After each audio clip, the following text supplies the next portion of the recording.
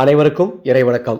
ஆன்மீக சிவ சொந்தங்களே, 23/4/2026 இந்த வாரம் வியாழக்கிழமை நமது வீட்டில் குபேர தீபம் எத்துணை மணிக்கு ஏற்ற வேண்டும்?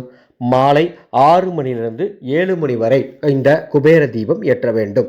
எந்த இடத்துல ஏற்றணும்? பூஜை அறையில் ஏற்றலாம், அல்லது சமையலறை, அல்லது உங்கள் வீட்டின் ஹால் பகுதியில் கூட இந்த தீபம் ஏற்றலாம். ஒவ்வொரு வாரமும் தொடர்ந்து குபேர தீபம் ஏற்றுங்க. யார் ஒருவர் 48 வாரங்கள் தொடர்ந்து குபேர தீபம் ஏற்றுகின்றீரோ நிச்சயமாக உங்கள் குடும்பத்தில் இருக்கக்கூடிய பணப்பிரச்சனைகள் அத்துணையும் தீரும். ஒரு சிறிய தட்டில் வாசனை பூக்கள் பரப்பி அதில் ஒரு விளக்கு, அது எந்த விளக்காக இருந்தாலும் பரவாயில்ல, அந்த விளக்கு வடக்கு திசை நோக்கி எரிய வேண்டும்.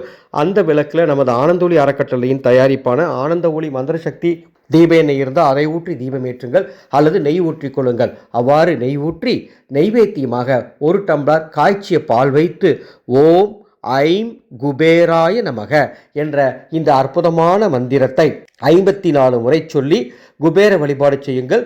மந்திரம் ஓம் ஐம் குபேராய நமக. டிஸ்கிரிப்ஷன் பாக்ஸில் இந்த மந்திரம் டைப் பண்ணி கொடுத்துருக்கேன். ஒவ்வொரு வாரமும் தீபம் ஏற்றும் குறிப்பு நமது சேனலில் பதிவிடப்படும்.